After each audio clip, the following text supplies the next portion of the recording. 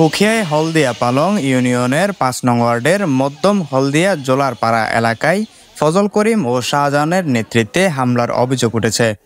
শনিবার সকালে স্থানীয় মাওলানা আব্দুস শুকুর জামে মসজিদের দক্ষিণ পার্শ্বে এই ঘটনা ঘটে। আহতদের আর্তচিৎকারে স্থানীয়রা এগিয়ে আসলে হামলাকারীরা পালিয়ে যায়। পরে আহতদের উদ্ধার করে কক্সবাজার জেলা সদর হাসপাতালে ভর্তি করা হয়।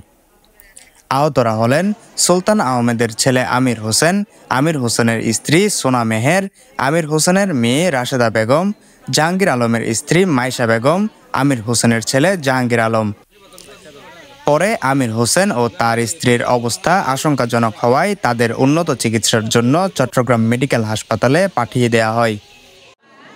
জাহাঙ্গীর আলম বলেন, বাবার ক্রয়কৃত সম্পত্তিতে সীমানা নির্ধারণ করার জন্য গেলে তার কাছ থেকে চাঁদা দাবি করেন ফজল করিম।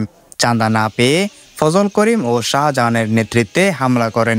আমি যখন ওখানে বাড়ি করার জন্য কয়েকবার একটু করছি, তখন ওখানের একজন প্রভাবশালী প্রবীণ ভূমিদস্যু, ওনার অনেক এরকম করে অভ্যাস, চাঁদা নিয়ে উনি নিয়মিত এভাবে করে যায়।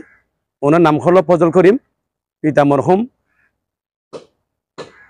জিন্নাত আলী।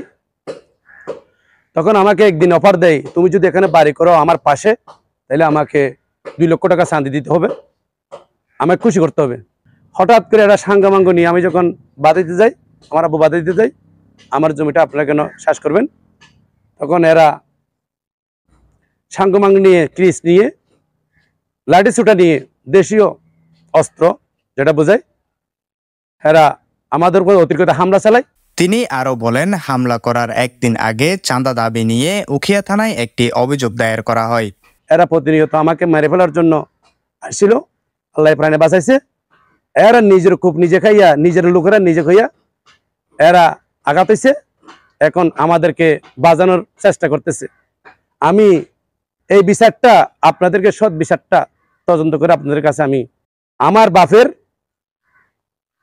কৃত সম্পত্তিটা, জমিটা যেন আমি পাই, আমি চাই আপনাদের কাছে বিচারটা। তিনি সংশ্লিষ্ট প্রশাসনের সহযোগিতা কামনা করেন। News desk, CCN।